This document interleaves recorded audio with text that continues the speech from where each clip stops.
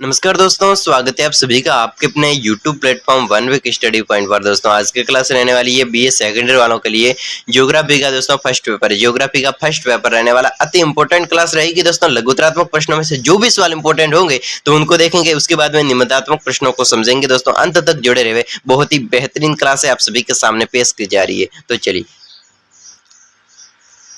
चलिए दोस्तों, लघुत्रात्मक प्रश्नों में से ये सवाल है 14वां सवाल है दोस्तों, आपकी 2023 की दोस्तों न्यू एडिशन है, तो आप भी अपने सीरीज में देख लीजिए दोस्तों। सवाल सेम है। चलिए, नियतिवाद और संभववाद, नियतिवाद क्या है और संभववाद क्या है, इसमें दोस्तों अंतर डिस्कशन करना है। और आपको भी दोस्तों इसी प्रकार एग्जाम में लिखना है। यहाँ पर लिखना है नियतिवाद और यहाँ पर लिखना है संभववाद। बीच में लाइन को खींचना है ताकि क्या है कि दोनों में डिफरेंस का पता चले। ठीक है, तो दोस्तों मिक्स में नहीं लिखना है, इसके बीच में लाइन खींच देनी है और उसके बाद में इसके अंतर दोस्तों लाइन वाइज लिखना है। चलिए, पहला पॉइंट लिखना है अंतर में दोस्तों, नियतिवाद होती क्या है, इस नियतिवाद की विचारधारा क्या है उसको लिखना है, और संभववाद की विचारधारा क्या है उसको लिखना है। पहली बात ये, ठीक है। उसके बाद दूसरी बात लिखेंगे। तो चलिए पहली बात को समझते हैं। नियतिवाद, नियतिवाद विचारधारा के अनुसार मनुष्य के प्रत्येक क्रियाकलाप को पर्यावरण से नियंत्रित माना जाता है। दोस्तों नियतिवाद का जो विचार है, नीतिवाद का जो विचार है, तो इस विचार के अनुसार, इसकी परिभाषा के अनुसार मनुष्य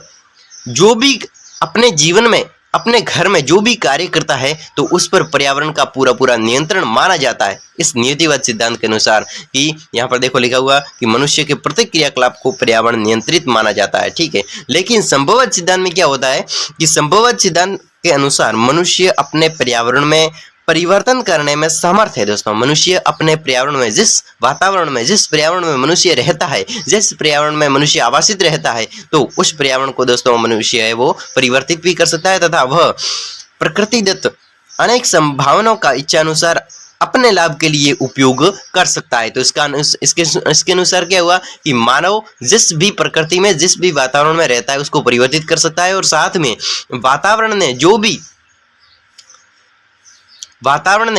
भी मानव के साथ में जो भी संभावनाएं पेश की है किसी कार्य को करने के लिए, तो उसको अपनी इच्छा अनुसार उसका लाभ भी उठा सकता है। तो यह है संभववाद सिद्धांत, तो यह है नियतिवाद सिद्धांत। चलिए दूसरे पॉइंट की ओर आगे बढ़ते हैं कि नियतिवाद सामान्य रूप से मानव को एक निष्क्रिय कारक समझते हैं। नीतिवादी जो भी लोग होते हैं, तो नीतिवादी विचारधारा के अनुसार मानव को एक निष्क्रिय कारक समझते हैं। इस विचारधारा में मानव को निष्क्रिय कारक, बिल्कुल के सक्रिय नहीं, निष्क्रिय कारक माना जाता है।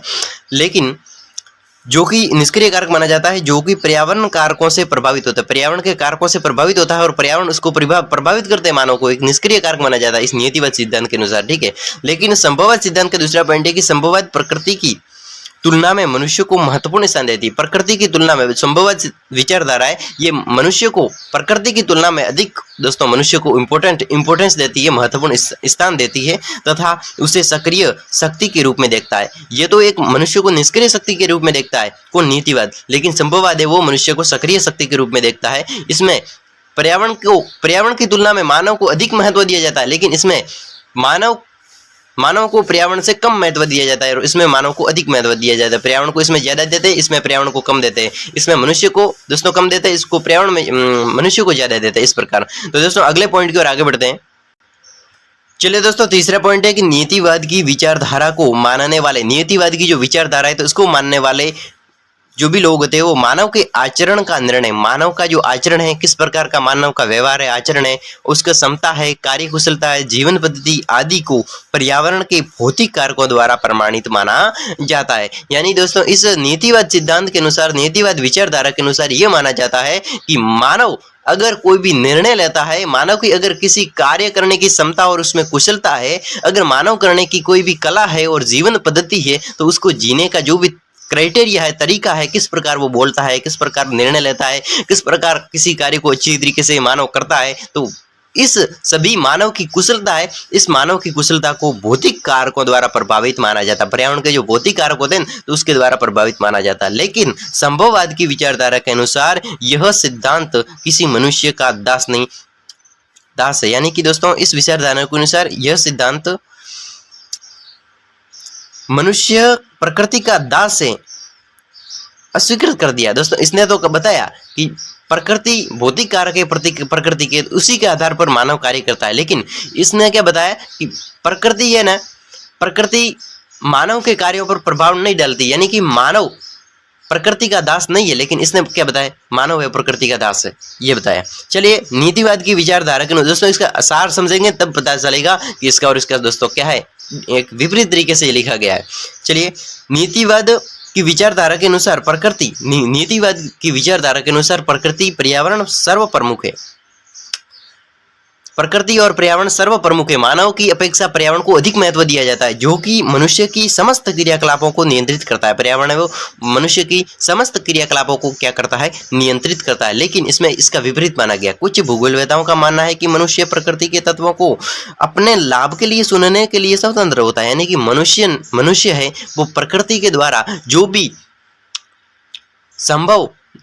संभावनाएं पेश की जाती है, प्रकृति ने मानव के सामने जो भी संभावनाएं पेश की, यानी कि जो भी प्रकृति के तत्व है तो उसका लाभ उठाकर उसको सुनने के लिए स्वतंत्र होता है मानव। इस दृष्टि से मनुष्य को अपने भौतिक वातावरण की अपेक्षा महत्वपूर्ण स्थान, यानी कि मनुष्य जिस भौतिक वातावरण में रहता है उसकी अपेक्षा मनुष्य को इसमें ज्यादा स्थान दिया, क्योंकि प्रकृति ने जो भी तत्व दिया, जो भी अवसर दिया, तो उसका फायदा उठाकर मानव लाभ कमा सकता है। और दोस्तों इसमें मानव को प्रमुख माना गया और इसमें पर्यावरण को प्रमुख माना गया है। चलिए दोस्तों अगले सवाल की ओर आगे बढ़ते हैं। दोस्तों बहुत ही अच्छा और इम्पोर्टेंट, हमने दोस्तों इस क्लास को अच्छी तरीके से दोस्तों ये सवाल मैं सभी आपके सामने जो डिस्कशन कर रहा हूं तो वो इसी चैनल पर दोस्तों आपको ये रिवीजन करवाया जा रहा है अच्छे तरीके से। इस महामैराथन क्लास का केवल और केवल उद्देश्य है दोस्तों फटाफट सीरीज को दोस्तों आपके सामने कंप्लीट करवाना और अच्छी तरीके से आपको आपके दिमाग में बिठाना, ताकि आपको सीरीज में, अगर आप सीरीज खुद की पढ़ते हो तो दोस्तों आपको अच्छी तरीके से व्यवस्थित तरीके से एक बार पढ़ने के बाद में दूसरी बार अच्छी तरीके से अगर आप खुद पढ़ोगे ना तो आपको अच्छी तरीके से समझ में आएगा। यानी कि ये आपने ऑनलाइन देखा था, आपके दिमाग में आएगा, तो वापस इसको पढ़ोगे तब वापस वो लाइनें रिपीट होंगी आपके दिमाग में, तो आपको याद हो जाएगा। तो इस प्रकार दोस्तों अगले 15वें सवाल की ओर आगे बढ़ते हैं। मानव जीवन पर पर्वतीय पर्यावरण का प्रभाव किस सभी स्थानों पर समान नहीं है। यानी कि मानव का जीवन है तो उस मानव के जीवन पर जो पर्वतीय पर्यावरण है, पर्वतों का पर्यावरण है, तो उसका प्रभाव सभी स्थानों पर समान नहीं है। तो इसको स्पष्ट कीजिए किस प्रकार। दोस्तों पर्वतीय पर्यावरण का प्रभाव मानव पर सर्वत्र एक जैसा नहीं होता है। कहीं पर पर्वत हैं, कहीं पर नहीं है, कहीं कम है पर्वत, कहीं पर ज्यादा है। यानी कि सारी जगह पर्वतों पर सेम वातावरण नहीं हो सकता और उसका प्रभाव मानव पर सेम नहीं हो सकता। इसका कारण पर्वतीय दोस्तों प्रदेशों में ढाल, ऊंचाई, किसी का तो ढाल है, कहीं पर ऊंचाई है, संबंधी विशेषताओं का होना है। ये विशेषता दोस्तों निम्न प्रकार है। चलिए इस विशेषताओं को देखता है। इस प्रदेशों में समतल भूमि की अत्यधिक कमी है दोस्तों। यानी कि दोस्तों मानव जो भी अपने जीवन में जिस भी क्षेत्र में, जिस भी स्थल पर रहता है, तो उस प्रदेशों में समतल भूमि की अत्यधिक कमी है। यानी कि समतल भूमि में मानव को रहना पड़ता है और समतल भूमि बिल्कुल कम है और मानव की जनसंख्या अधिक है दोस्तों। इसलिए कृषि आदि कार्यों के लिए पर्याप्त भूमि नहीं मिलती। ठीक है, तो ये पहला पॉइंट हो गया। यानी कि मानव जीवन पर पर्यावरणीय जो पर्वतीय पर्यावरण का प्रभाव है तो उसको लिखना है। तो समतल भूमि नहीं है, इसलिए लोगों को पर्वतों पर जाना जाता है। और पर्वतों पर जाने के लिए दोस्तों वहां पर भी समतल जमीन की आवश्यकता पड़ती है, लेकिन वहां पर भी बहुत कम मात्रा में पाई जाती है। चलिए अनेक पर्वतों में आर्थिक संसाधन अवश्य मिल जाते हैं। आर्थिक संसाधन जो भी चाहिए होते हैं वो तो मिल जाते हैं, लेकिन किंतु उसका विदोहन करना कठिन होता है। यानी कि उसका संग्रह करना, उसका विदोहन यानी बार बार उसका उपयोग करना कठिन हो जाता है। चलिए पर्वतों की जो भूच रचना है, पर्वत किस प्रकार का बना हुआ है, पर्वत की भूच रचना है तो उसका प्राय जटिल होती है। पर्वत की भूच रचना कहती होती प्राय जटिल होती है, जिससे आवागमन के मार्ग बनाने में कठिनाई होती है। यानी कि दोस्तों पर्वत की भूच रचना एकदम उबड़ खाबड़ पर्वत तो होते हैं, लेकिन उस उबड़ खाबड़ पर्वतों में दोस्तों अगर सड़क बनानी है, अगर आवागमन के मार्ग बनाना है तो बहुत ही कठिनाई होती है। पर्वतीय क्षेत्रों में विचारों का आदान प्रदान कम होता है। यानी कि दोस्तों पर्वतीय क्षेत्र होते हैं वहां पर नेटवर्क भी बहुत ही कम रहता है, नहीं तो फोन वगैरह से, मोबाइल वगैरह से ये काम हो जाता, विचारों का आदान प्रदान यानी कि बात हो जाती। लेकिन वहां पर नेटवर्क बिल्कुल नहीं रहता है, जहां पर मुख्य स्थान होता है वहीं पर रह पाता है। और साथ ही साथ में दोस्तों लोग है वो एक घर से दूसरे घर पर दोस्तों काफ़ी लंबी दूरी होने के कारण बहुत कम मात्रा में जाते हैं। अगर 100-200 फुट अगर किसी का घर है पास में, तो वहाँ पर अगर जाना है तो बहुत ही बड़ी मुश्किल से जाते हैं, क्योंकि मार्ग होता नहीं है और वहाँ पर क्या होती है, ढलान होती है, और ढलान में दोस्तों चलना क्या होता है, मुश्किल होता है। इसलिए लोग डरते हैं, यानी कि गिर जाएंगे पहाड़ों से। तो इसलिए विचारों का आदान प्रदान बहुत ही कम होता है। दोस्तों हम क्या पढ़ रहे हैं, मानव जीवन पर पर्वतीय पर्यावरण का प्रभाव पड़ रहे हैं। तो ये प्रभाव पड़ता है अगर मानव है वो पर्वतों पर रहता है। अगला है, शीतकाल में पर्वतों की जलवायु दोस्तों निकटवर्ती मैदानों की अपेक्षा बहुत ही ठंडी रहती है। शीतकाल की बात करें, यानी कि ठंडी ऋतु की बात करें, तो उसमें पर्वतों की जो जलवायु है वो निकटवर्ती मैदानों की अपेक्षा बहुत ही ठंडी होती है। निकटवर्ती मैदान होते हैं उसकी अपेक्षा बहुत ही ठंडी होती है।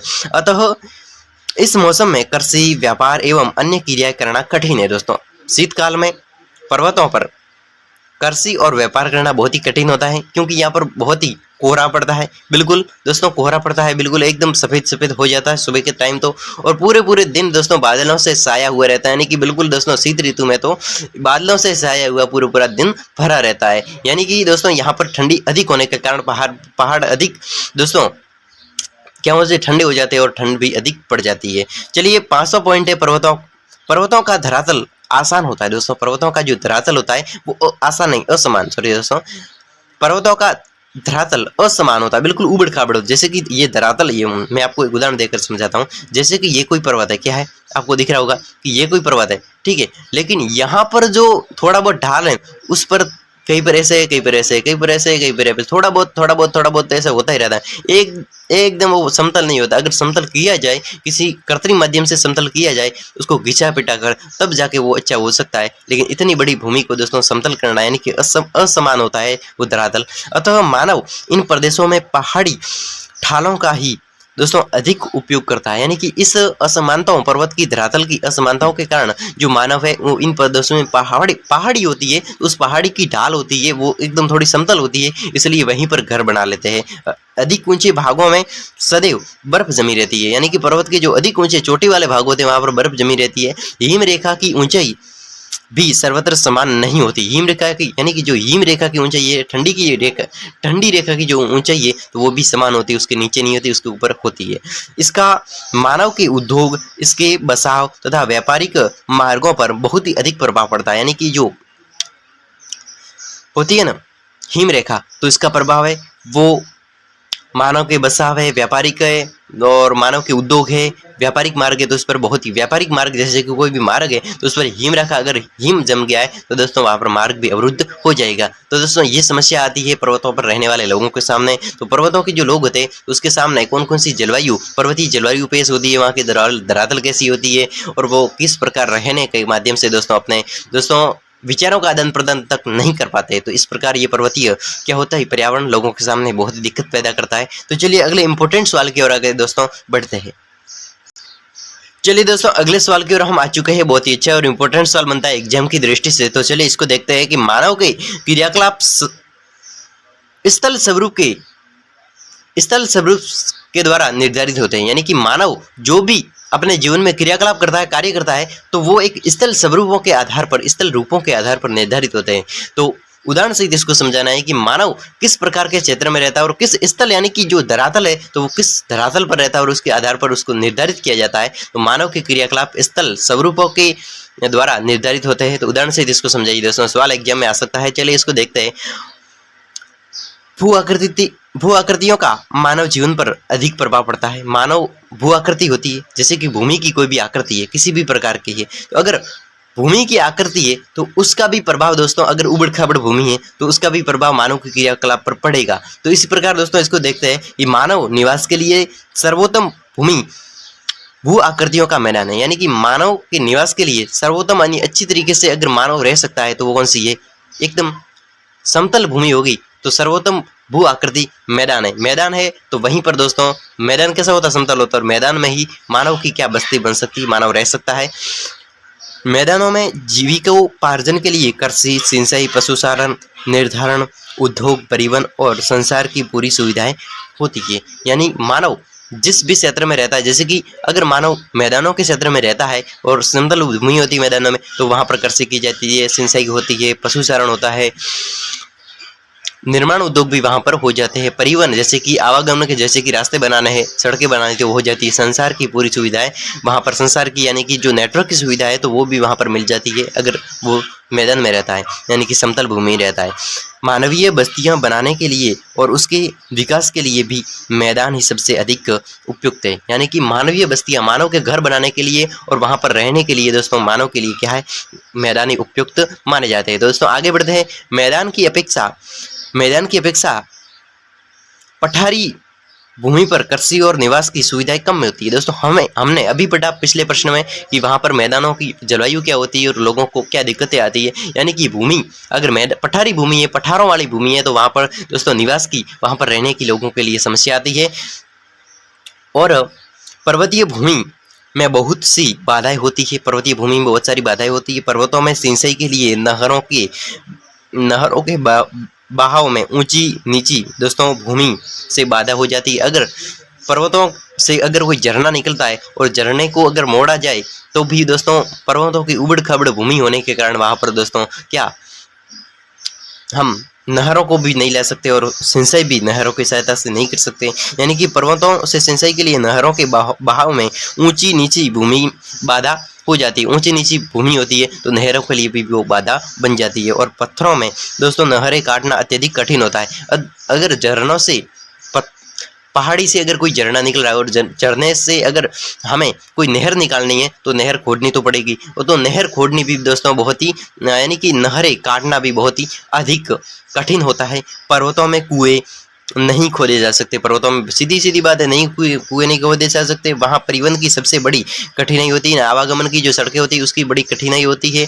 इसलिए उद्योगों और कारखानों के स्थापित होने की पहाड़ों में बहुत ही मुश्किल से कोई गुंजाइश होती है। यानी कि बहुत ही मुश्किल से पहाड़ों में हम दोस्तों अगर कोई उद्योग धंधा खोलना है पहाड़ी क्षेत्रों में तो बहुत ही मुश्किल से गुंजाइश रहती है। पर्वतों पर दोस्तों निवास करने वाले मनुष्य का मुख्य उद्यम निर्वाह कृषि और पशुचारण होता है। अगर कोई पर्वतों पर कोई मनुष्य रहता है तो उसका मुख्य काम क्या होगा, अगर तो कोई थोड़ी बहुत कृषि करेगा या फिर पशुचारण थोड़ा बहुत हो जाता है, घास वगैरह, तो वहाँ पर पशुचारण पर्वतों पर हो जाता है, रहता है बहुत सारे लोग। ठीक है, कुछ लोग फलों के बगीचे उगाते हैं पर्वतों पर, क्योंकि पर्वतों पर भूमि होती है समतल भूमि, तो वो भी कैसी होती है, बिल्कुल थोड़ी बहुत होती है, यानी कि है। तो वहाँ पर दोस्तों बगीचे ही लगाए जा सकते हैं और वहाँ के फूल वगैरह दोस्तों बेचकर अपनी भूमिकाओं को चलाते हैं या छोटे घरेलू उद्योग धंधे भी चलाते हैं उस क्षेत्रों में। चलिए दोस्तों आगे बढ़ते हैं।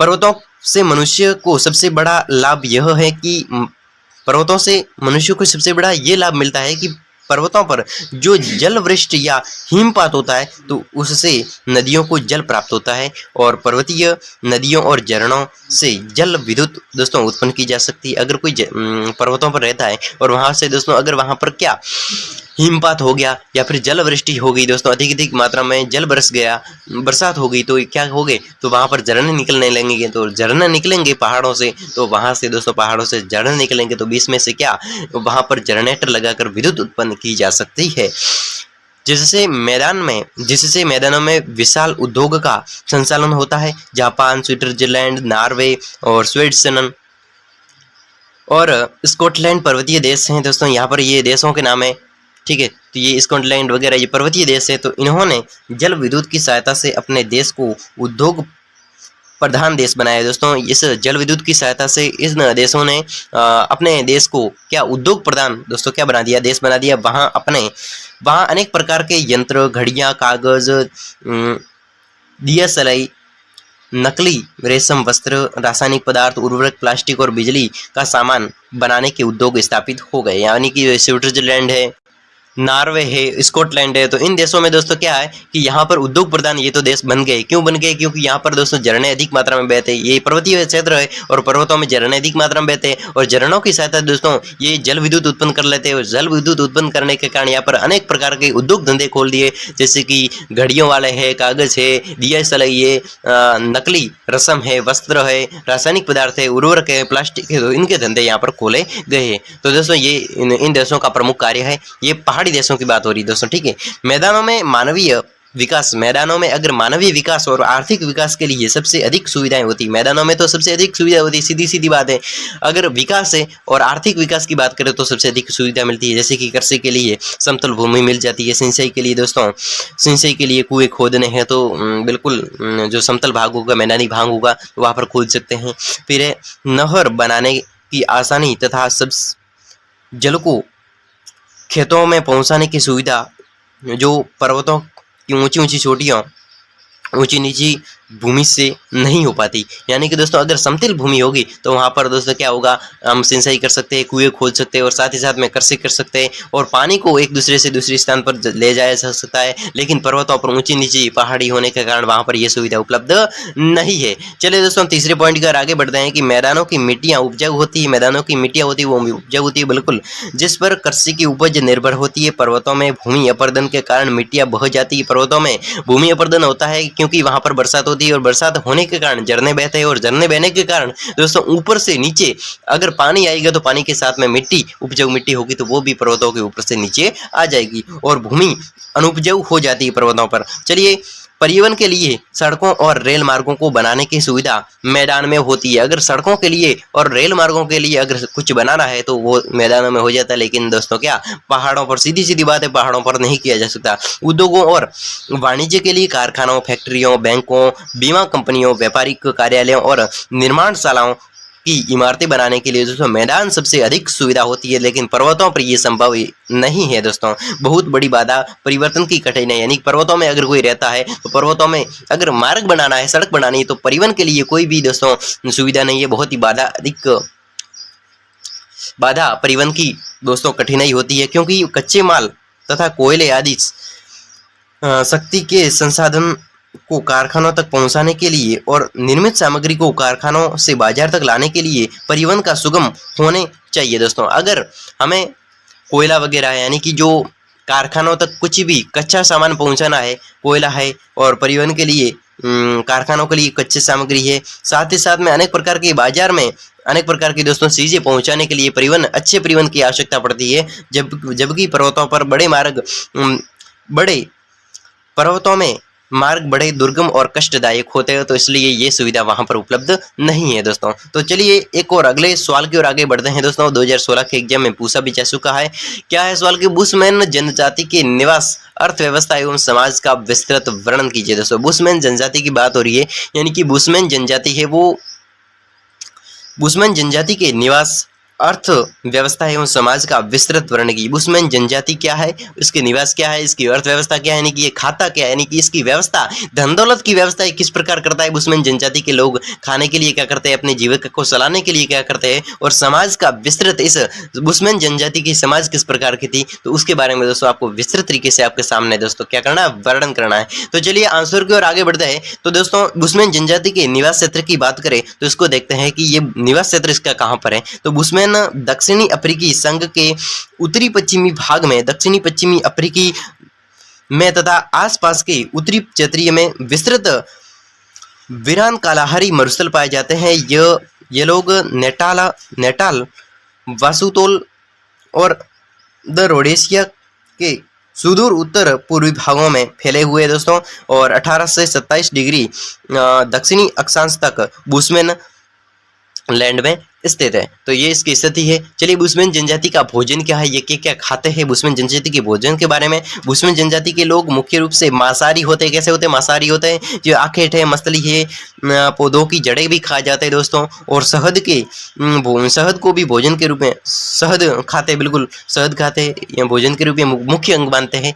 और छोटे कीड़ों को खाना बहुत ही अधिक पसंद करते हैं। दीमक है, चिट्टियाँ हैं और अंडे इनके बहुत ही स्वादिष्ट भोज्य पदार्थ होते हैं। स्त्रियां और बच्चे बेर, कंदमूल, फल, तरबूज इत्यादि खाते हैं। ये लोग भोज्य पदार्थ ये लोग भविष्य के लिए भोजन का संचय नहीं करते, यानी बुशमैन जनजाति को भोजन के लिए, यानी आने वाले टाइम के लिए, यानी कि हम कल क्या खाएंगे, परसों क्या खाएंगे, उसके लिए दोस्तों कोई व्यवस्था नहीं करता है। अगर आज खाना है तो आज की व्यवस्था आज की जाएगी, अगले परसों के लिए, कल के लिए दोस्तों, आगामी भविष्य के लिए दोस्तों कोई भी व्यवस्था, भोजन की व्यवस्था नहीं करती, भोजन का संचय नहीं करते हैं।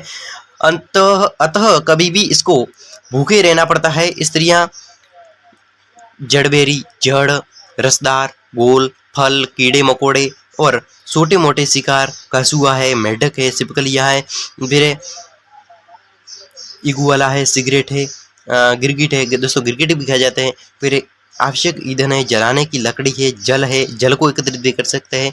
और तो ये इसके क्या है दोस्तों, जीविका है।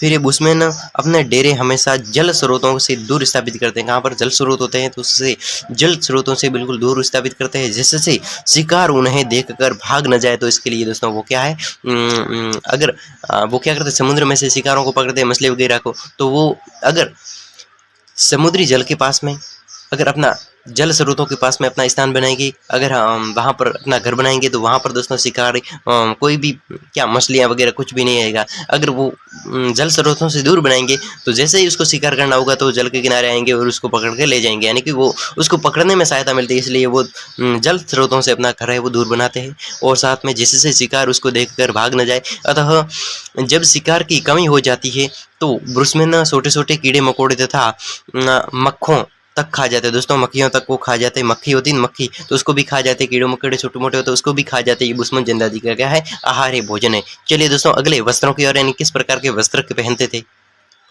चलिए दोस्तों वस्त्रों की बात करते हैं। बुशमैन के वस्त्र, दोस्तों बुशमैन जनजाति के वस्त्र बहुत कम होते थे, बहुत ही कम मात्रा में ये वस्त्रों को धारण करते थे।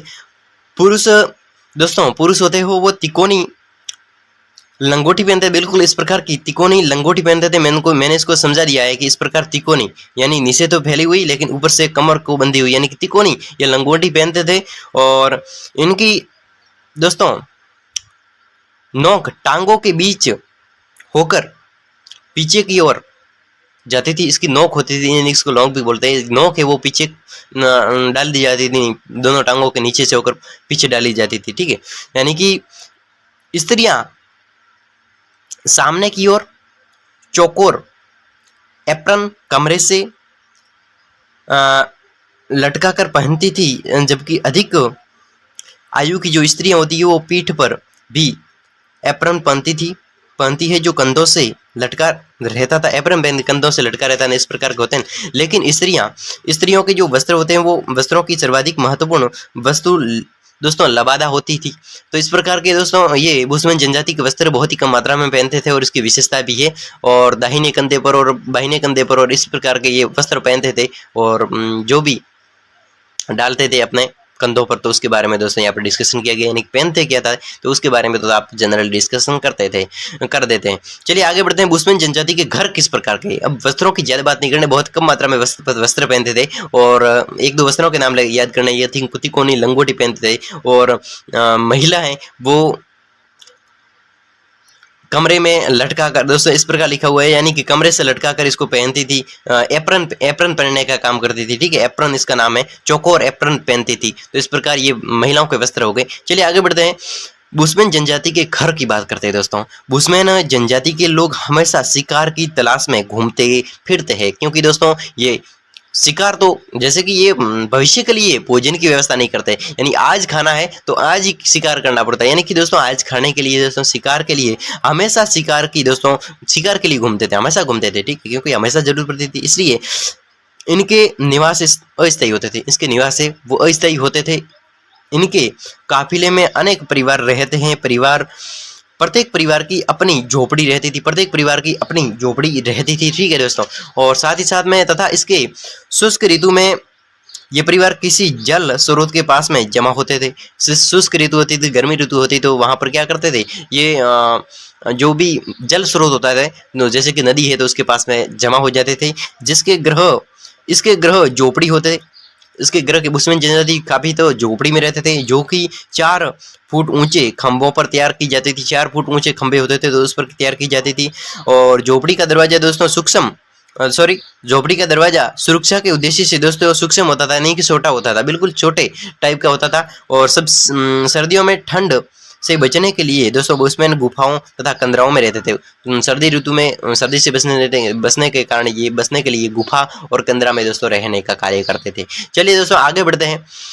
सामाजिक व्यवस्था यानी कि समाज में किस प्रकार की व्यवस्था फैली थी उसके बुशमैन जनजाति के लोगों में। बुशमैन साधारण समाज व्यवस्था में बंधे हुए साधारण समाज व्यवस्था में रहते थे और इसका साधारणतया 20 से 100 लोगों का समुदाय होता है। यानी दोस्तों समाज होता है, समाज का अर्थ होता है लोगों का समूह, एक ही जाति के लोगों का समूह। तो यानी कि 20 से 100 लोगों के समुदाय के रूप में ये सामाजिक व्यवस्था होती थी, जो सामान्यतः रक्त या विवाह से संबंधित होता है। रक्त विवाह से संबंधित होता है, रक्त या फिर विवाह से संबंधित जो भी समाज होता है, जैसे कि दो जोड़े हैं तो एक विवाह के संबंधित है। अगर रक्त से संबंधित है जैसे कि पिता और बेटा तो ये रक्त से संबंधित है, ठीक है। वो भाई बहन है तो ये भी रक्त से संबंधित है। तो इस प्रकार रक्त से संबंधित या फिर विवाह से संबंधित ये जोड़े होते थे। और विवाह दूसरे दल में किया जाता है, विवाह है वो दूसरे दल में, यानी कि ये 100 लोगों का समूह है तो दूसरे 100 लोगों के समूह के साथ में दूसरे दल के साथ में किया जाता था।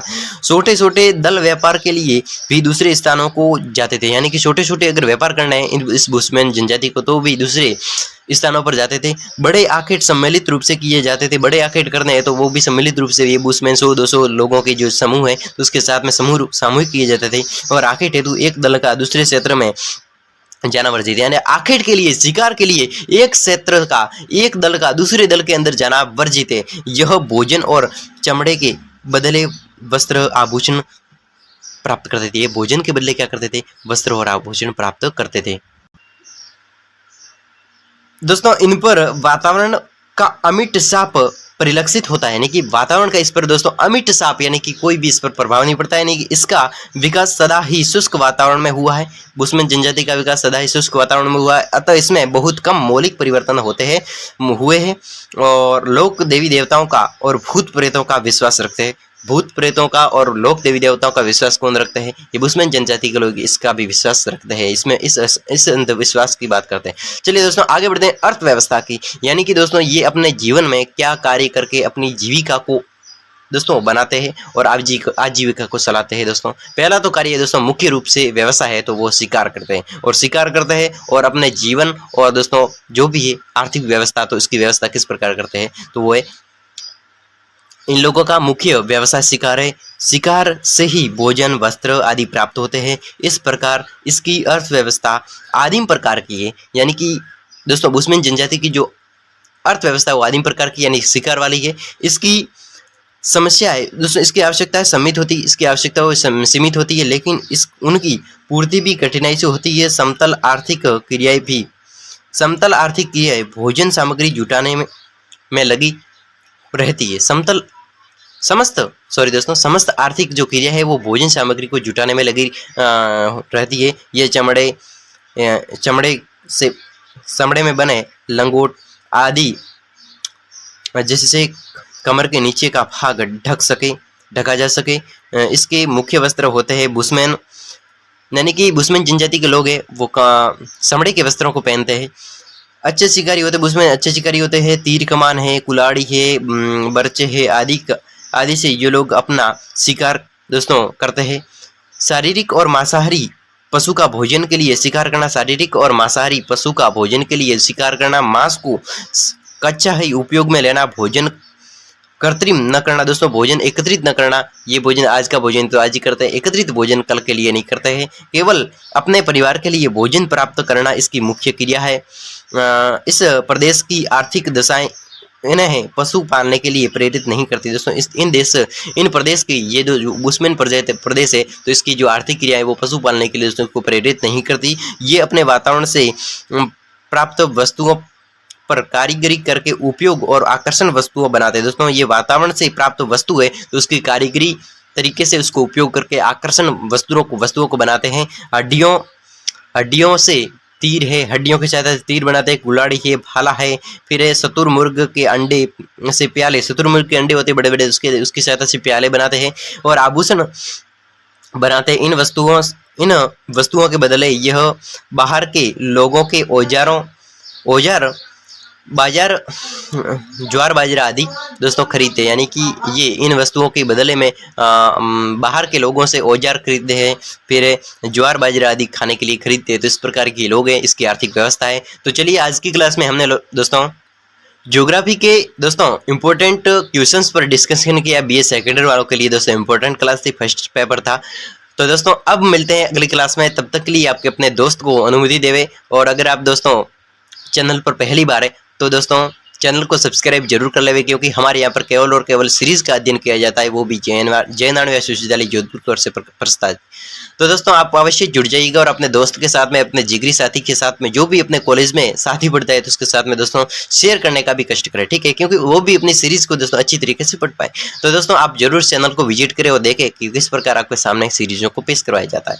तो दोस्तों अब मिलता हूँ आपकी अगली क्लासों के आयोजन के साथ में, जियोग्राफी की अगली क्लासों का आयोजन किया जाएगा। तब तक के लिए अनुमति दीजिए, तब तक के लिए बाय बाय, धन्यवाद।